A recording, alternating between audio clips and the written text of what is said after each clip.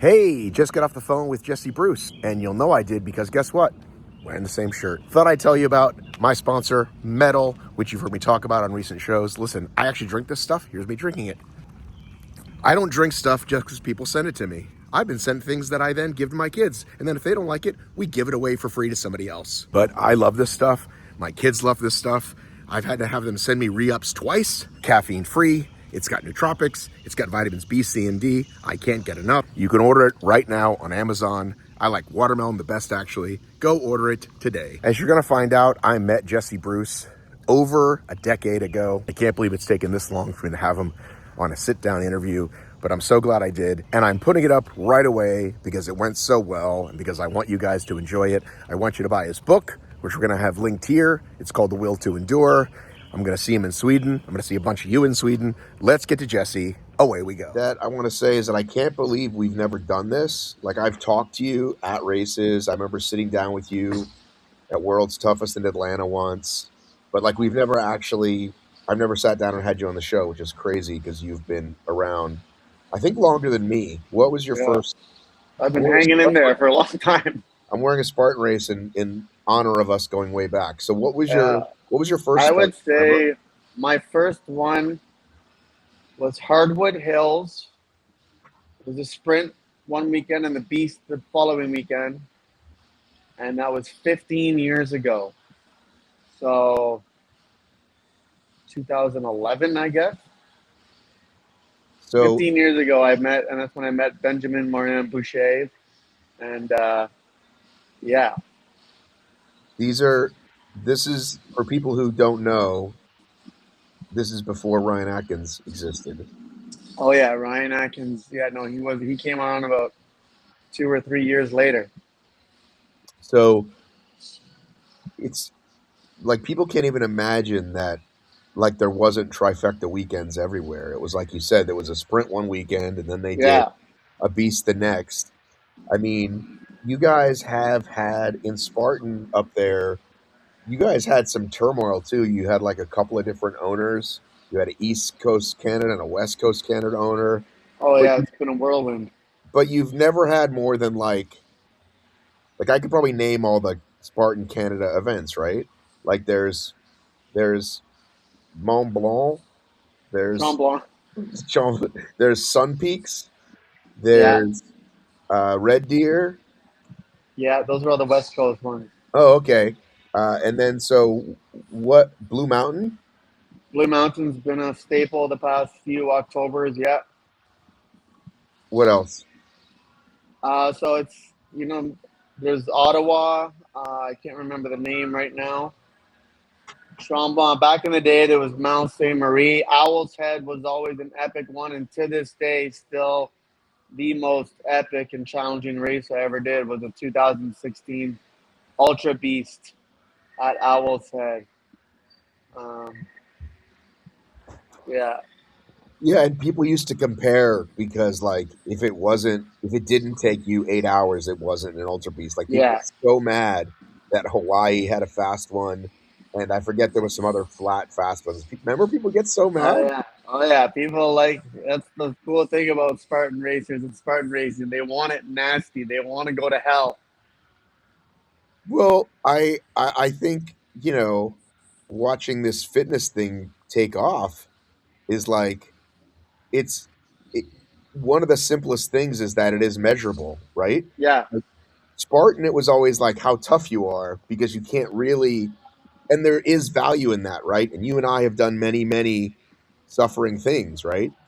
But the measurable, hey, I did a 118 HYROX and now I did a 116. Don't you think that might be the single biggest piece? It is. It's what gets people hooked because you go, you see where you did good and where you measured up against everyone, and then where you see where you can improve, and you're like, oh sweet, I can definitely take 2 minutes off here. I can definitely move up X amount of overall places. It is that if I work on my running, I can definitely take 3-4 minutes off. Yeah, I think that's where people get hooked. I always believe that people, whether people think it or not, we're competitive, and that doesn't necessarily mean with other people, but with ourselves. Like everybody wants to improve, especially if you're doing fitness. You're not just doing it for freaking joy all the time. Well, I guess some people are. I don't know. I don't know what that means, but yeah. And when did you open One Academy? So we opened One Academy in 2017, and it's interesting because I had the same thinking, right? Like my first gym, Alpha Obstacle Training, was obstacle course racing, right in kind of the heart of downtown Toronto, and it was very niche, right? And a lot of people come down, and then this was when the peak of like when OCRWC was at Blue Mountain, which in my opinion, was the peak of obstacle course racing. And it Probably. started, it was literally the peak. But even then, so many people from my gym went, and especially that second year, and so many people couldn't do the obstacles. And then as a business owner, I'm like, shit, I can't fill up my gym with all this equipment. It's freaking expensive as hell. So then people started, no, about half as many people signed up for 2017, and then after that second year, so many people were like, they were done. And I'm sitting here like, hey, people are starting to get tired of getting annihilated on the mountain. It's a whole week. Um, it was, in Canada, there was a tough couple years with our original owners of Spartan Race left, and new people took it over, and it was kind of a shit show for a few years. And I was like, hey, I gotta kind of almost step away from obstacle course racing. So One Academy was literally built around measurable, accessible, like everything in our gym has 4 lanes, minimum 4 of everything, 8 of each erg, all accessible movements, all so people can measure themselves, be able to join and work out on day one, and then also work out beside an elite athlete, because all the fundamental measurable movements are all the most effective movements anyway, right? You don't need to get too crazy. And then yeah, so I've been running an event Saturday morning that's literally 400 to 1K runs to, whatever it is, 400 to 1K ski, erg rows, sled pushes, farmer carries. And then I started seeing HYROX come out. I was like, holy shit, this is amazing. These guys are putting our gym in a race format, throwing a start and a finish line at it, and having an epic event for it. I'm like, let's hop on this. Then it kind of backfired because every gym in Toronto started looking like our gym. I was like, shit. And then now, like, a lot of people can't get into a race. So now I'm careful. Like, we're HYROX affiliates. We love HYROX, but I'm not a HYROX gym. We don't even offer HYROX classes. We have our high flux classes and it's funny, our programming has always been called high flux. Insane, before I ever even heard of HYROX. So, yeah, it's cool, but you got to be careful because I've majority of my memberships are here. I want to look good, feel good. A lot of playing team sports. I have a very small percentage, but a hardcore percentage that are going around in the HYROX scene. There's 10 of us going to Sweden next week, and so yeah, it's really cool to watch this everything transition. But I still got so much love for Spartan racing, obstacle course racing. I say I'm always, no matter what, I'm always an obstacle course racer. Yeah, I mean, like you, it changed my life. I mean, Yeah. I did my first one at um I think right before my 40th birthday. Oh yeah, nice. I mean, and that's like pretty late in life when you think about Yeah, it, right? yeah. So, I mean, I had done a Warrior Dash like in 2010, but like it didn't do anything for me. It was just that was fun, I guess. But then that first one, the first I did a Spartan and a Tough Mudder within a couple months, and then I went up to Joe's farm and watched the death race, and that was kind of like, Oh really? yeah, that sort Yeah, of changed my whole life. So, yeah. That's um, funny. Mine was similar. I did a Warrior Dash, and I was touched by it. I was like, sweet, this is how I'm going to open a gym. I wanted to open a business. I saw Warrior Dash, people of all ages, fitness levels, having fun, having a good time. Some were training, some were going hard. I was like, sweet. Then I did Tough Mudder, same thing. I was like, man, this is kind of fun. And then I did Spartan. I was like, bomb. I'm like, this is where it is. This is where it's at.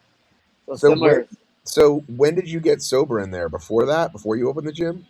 So I was in my first probably year of sobriety. I have 15 years sober at probably the same time. I'm 15 years clean and sober this August 8th.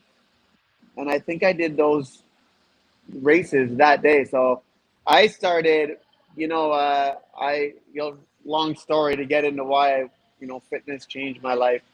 But I didn't get to university. I went to college for fitness and health promotion to become a personal trainer at 27.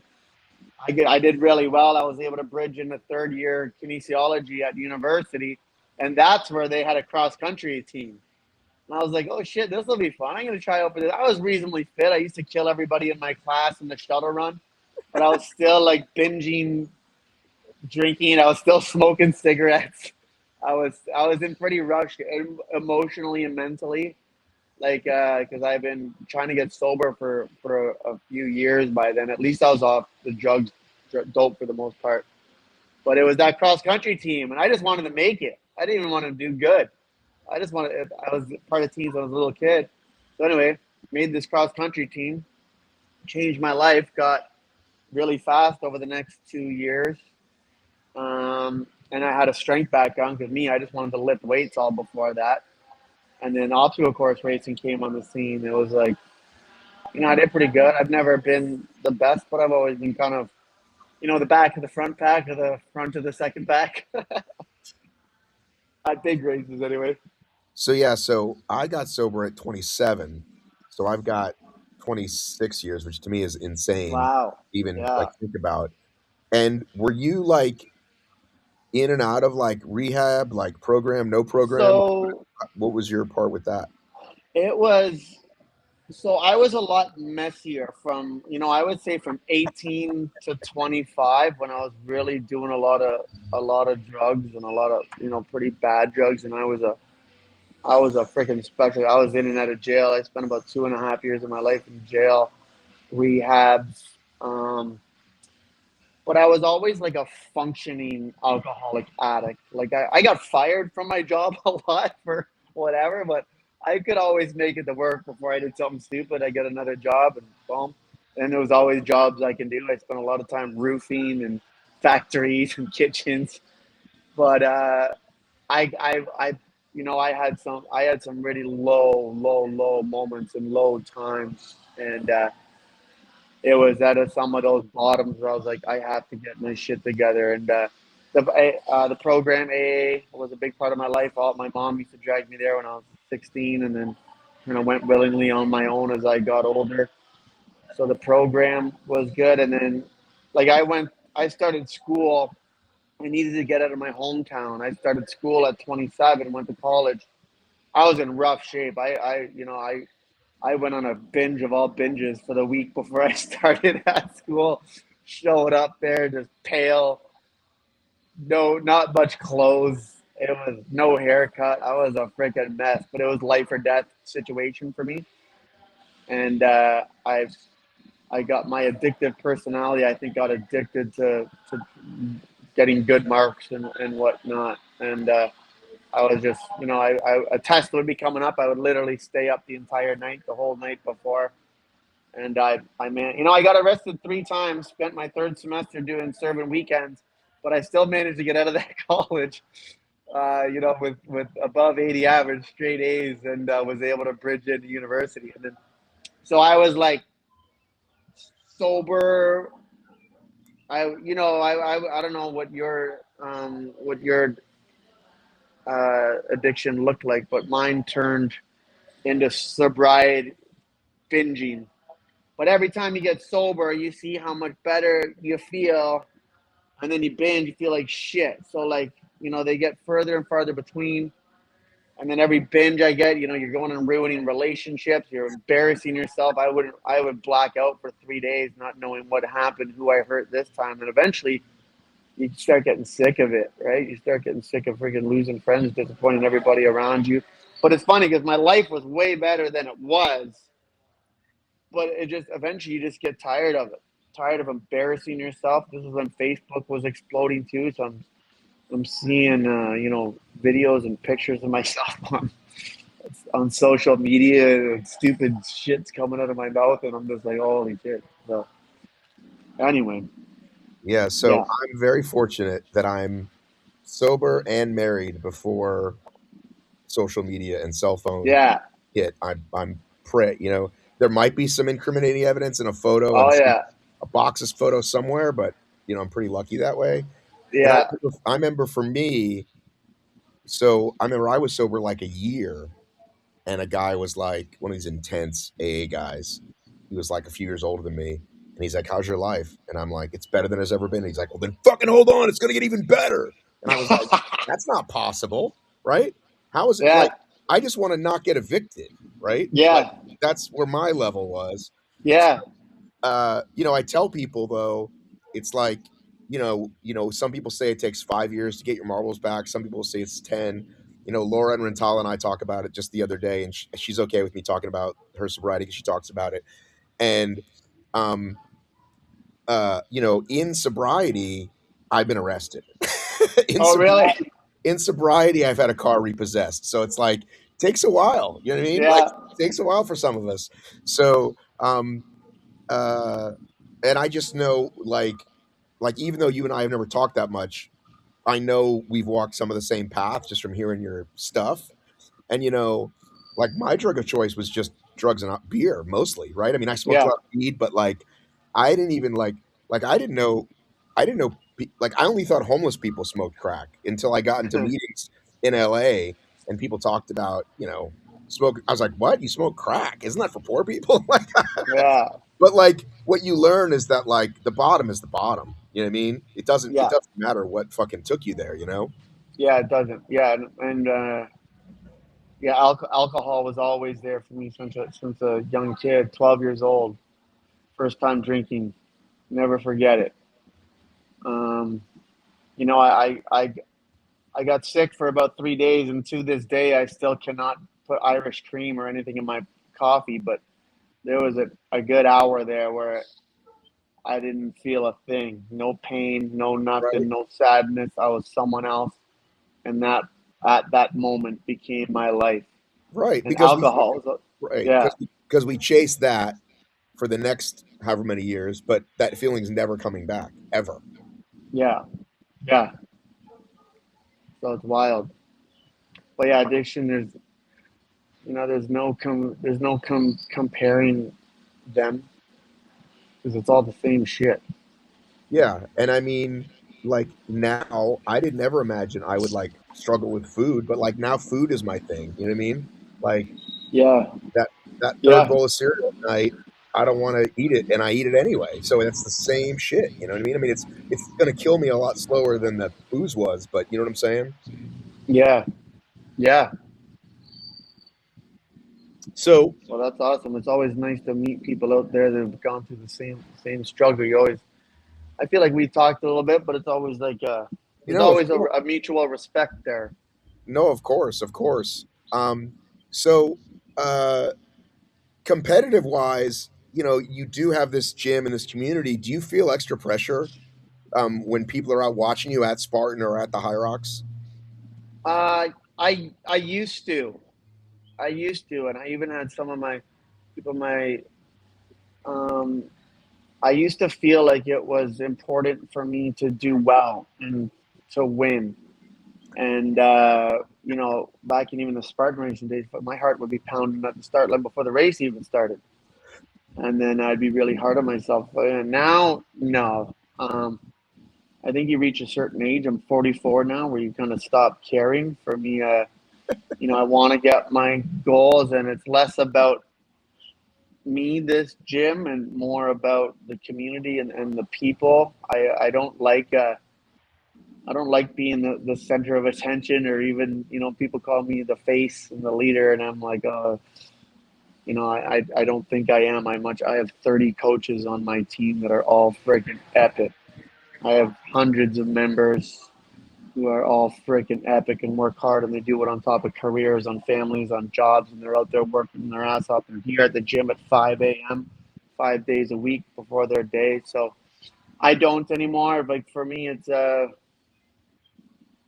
the same time, I'm always gonna do like decently well. right? Like, I'm always going to work hard. I'm never going to be too bummed out.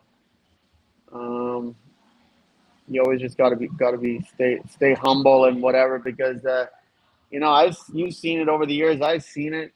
You got to stay humble in this game, because there's going to be people that come up and they're going to be faster than you and better than you, right?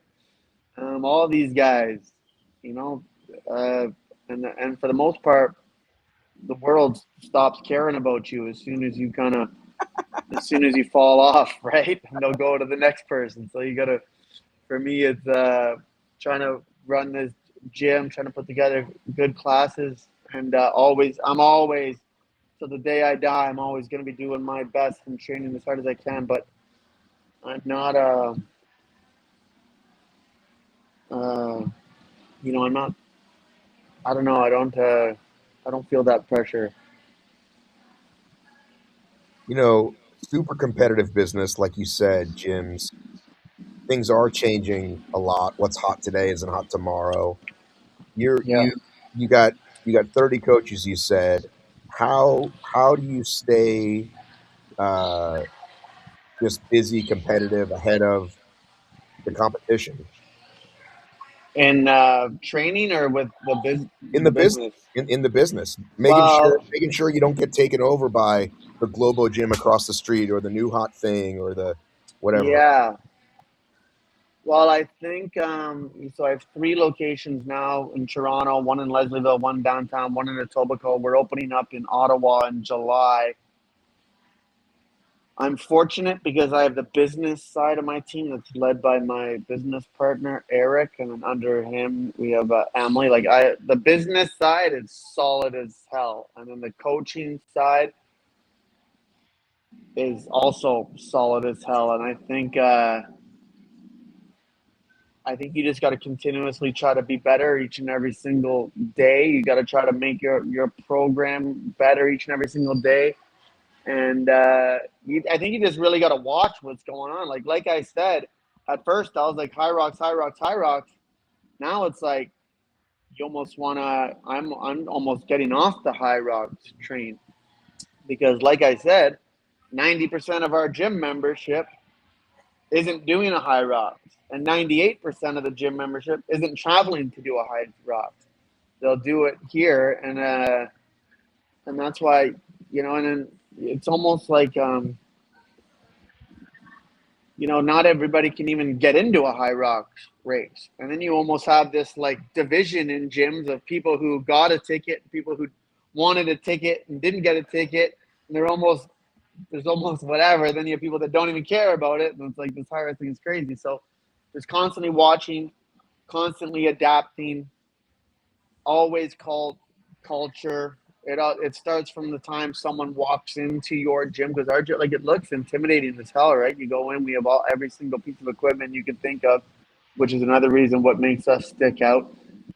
And these gyms are also exploding, that are get them in, get them out. 50-minute class starting on the hour, every hour, no extra like lounge space. Get the class, pack them in, get them out. Whereas we want people to hang out here. We invest in extra square footage. So we have, every gym has lounge, every gym has a hangout. We want people to stay before and after class. We don't want them to leave. We actually track there's a metric on Google that tracks how long people stay in a facility, and we actually Ooh. we're looking for an hour and a half, hour 45 minutes. We want people to stay because they're staying, building relationships, hanging out, building community. Um, Well, it's interesting because you've done so well. You've got these locations, and like speaking of Google, like everybody wants to be found, right? So once upon a time, you'd want to be called CrossFit Lesville, CrossFit Toronto, right? Or HYROX Toronto, and you're one academy, right? yeah, But it's clearly working because you're growing and building, and certainly inside our community, I know everyone's heard of you, right? So like yeah. that's clearly a step in the right direction. So did you ever think that? Like, were you ever worried in the early days, or you just like the thought of one academy as, like, I don't know, one place to train for everything? Or Yeah, well, it's always been like we've always called ourselves a hybrid training facility because you can come. And again, like we have a lot of people just playing team sports, and there's a way to train everybody the same way. I don't care if you're a 50, 60-year-old man or woman, a marathon runner, a HYROX athlete, a volleyball player, a hockey player. Everybody needs a squat, deadlift, bench press, row. Everybody needs the balance on one leg. Everybody needs a move on one leg. The accessory movements to a deadlift and a squat are great stability movements for a marathon runner, a 5K runner, or a HYROX athlete. Everybody needs athleticism, even a bodybuilder or a weightlifter. We need to move the body in different directions, laterally, up, down, or else you're not going to be able to move as you get older, right? So it's like finding the parallels to be able to train everybody and be able to train everybody in this one room in one place and have a, everybody. I always think it's cool that you have I have 48 people in the class that just happened right now. Every single person is different. Every single person is training for something else. And even if you're not training for anything, getting here 3 times a week on top of a family and a career is another thing too. And all those stability movements and squatting is a great way to maintain function and be able to move as you navigate, get older, whatever through life, so you can stay healthy. It's all longevity, right? So, always been an all-encompassing gym. HYROX changed a few things. I have a class called Threshold and Everest, and it basically, it's basically HYROX workouts, interval runs with stations.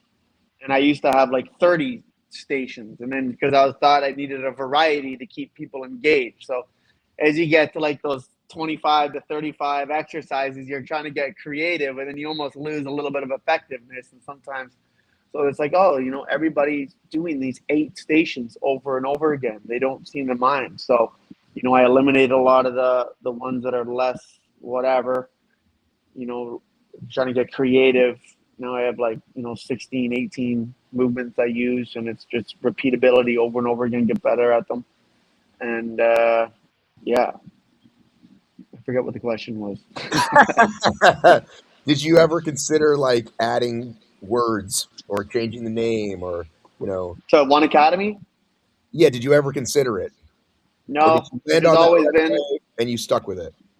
yeah, it's always been One Academy. And then we've always wanted, like, it's One Academy Leslieville, One Academy Downtown, One Academy Etobicoke, One Academy The Glebe is our Ottawa location. And the dream has always been to have every gym be their own team, their own family, and then go and essentially have fun, challenges, competition against the other gyms, which is what we do now with our opens that we've always had.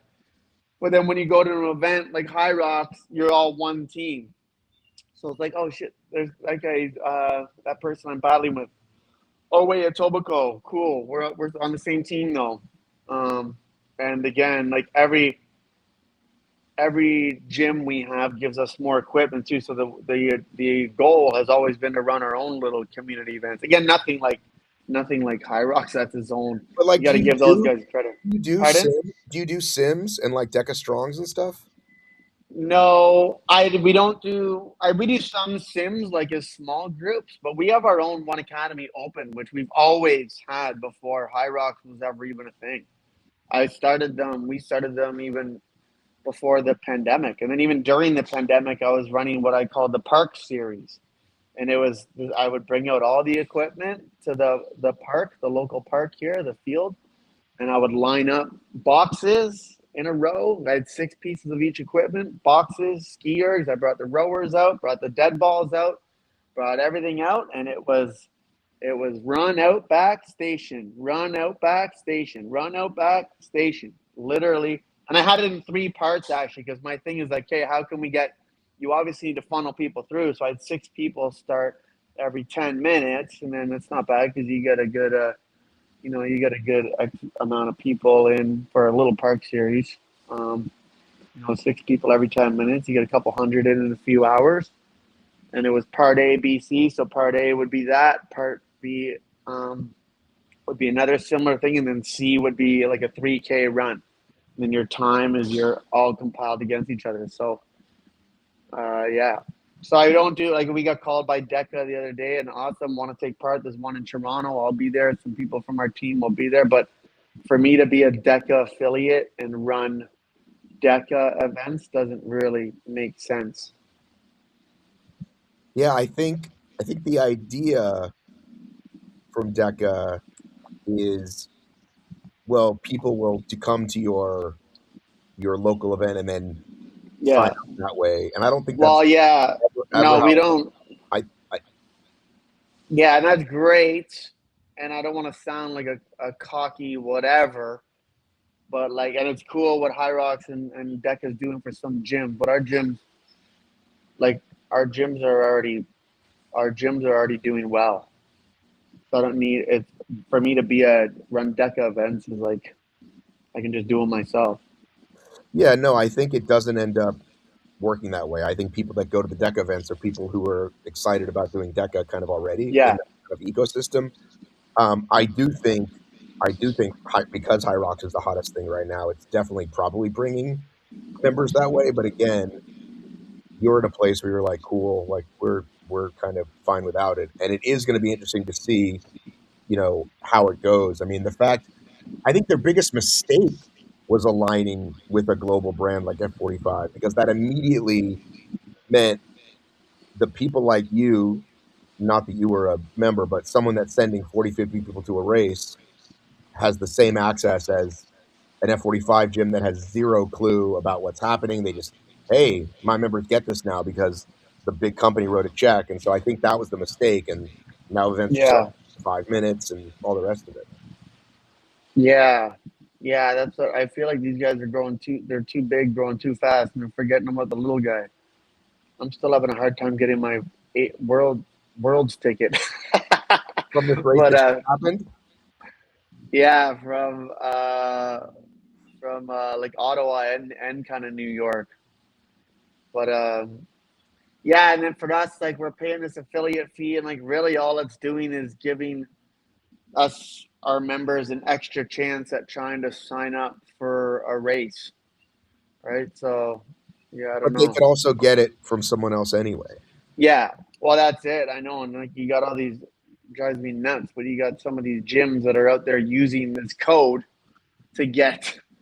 They're like, oh, send us this, and we'll give you the code to sign up for HYROX on their social media. I'm like, oh Right, my god, right. this is freaking brutal. So anyway, all stuff to look at. But again, really cool. Love it for myself for something to train for. It's you got to give it to them. They run a freaking tight event. It's epic. It stands out. Yeah, I mean, I was just in New York for both weeks and um, just unreal. I mean, there's nothing like it. But here's the thing, Jesse. I tell people this all the time. When I was in Phoenix, I took a look around. You go to that event in the stadium? No, Okay. It was amazing, right? You saw the pictures. And we're in this fucking stadium. And the thing that flashed me is I remember like 1,000 people on a Tough Mudder start line, you know, yeah, going up the hill, waiting to get in, right? So nothing lasts forever.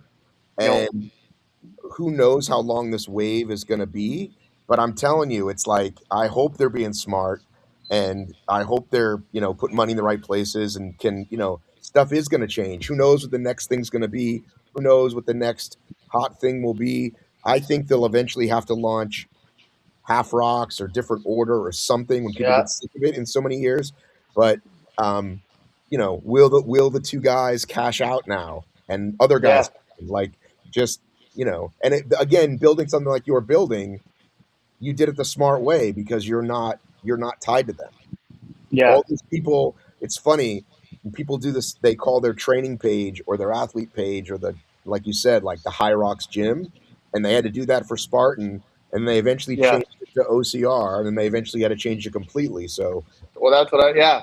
So the same thing. What happens if it's not HYROX anymore? Now you're people are giving up their own brand to be a HYROX gym. I'm like some gyms. I'm like I don't even remember your original name. Who are you? talk to me, how hard was it to launch this book? It was extremely difficult.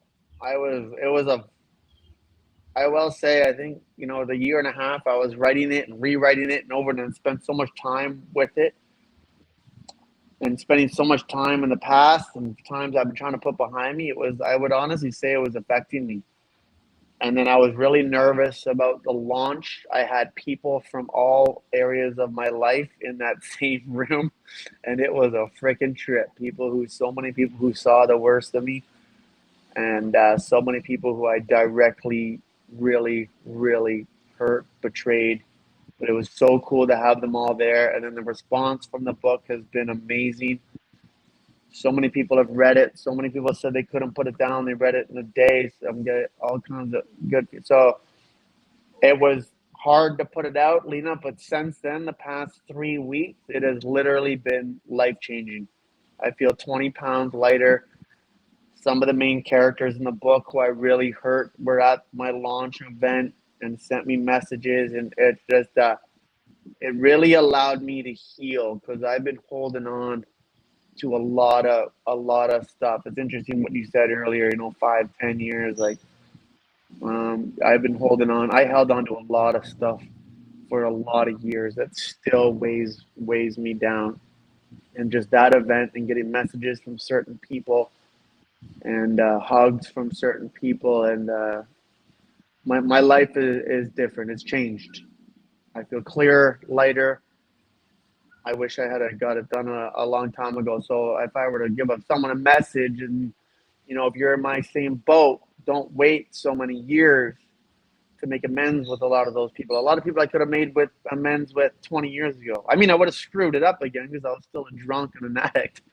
But I think people forgive you a lot quicker than you forgive yourself. So go and make amends. And if you truly change in your heart, you can get a lot of stuff you lost back. But you got to change, or else you're just going to lose it again. So you think it's just shame that kept you from doing that? Yes.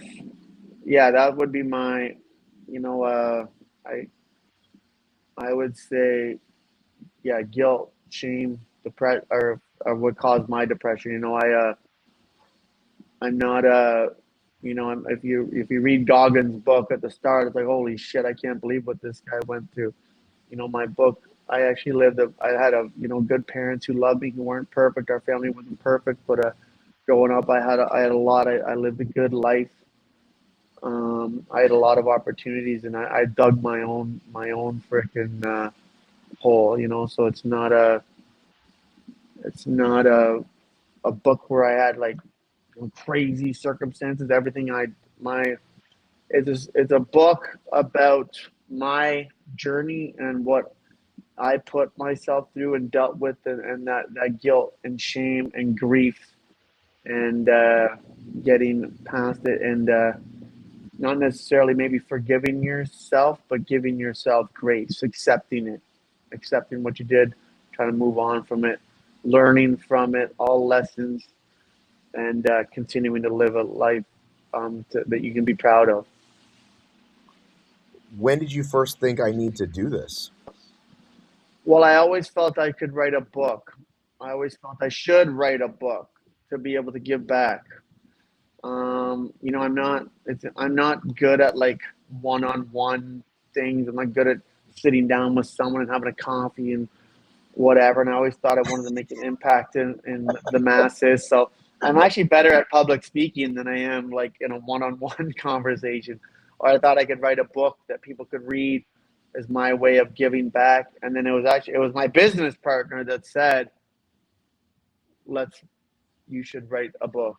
And it was nice to have the business in a place where I could spend time with it. And yeah, it's nice to have that support because it's not cheap to write a book. You don't just write a book for free to get it professionally published. It's expensive. It costs whatever. It costs 3 or 4 US a month for like a year. So to go through everything, I had a writing coach, I had an editor. It was a cool process because I learned a lot. I became a better writer in the process. But yeah, it was my business partner's support so that the company could financially do it, and then it's also supposed to lead. I'm getting more speaking engagements. So at the end of the day, all of it, everything worth it, because now I'm able to, I think, give back more, and then people can read it and see themselves in it, or people who have a relative, a child who struggles with addiction, hopefully get some hope from it, and it's working so far. So it's all worth it.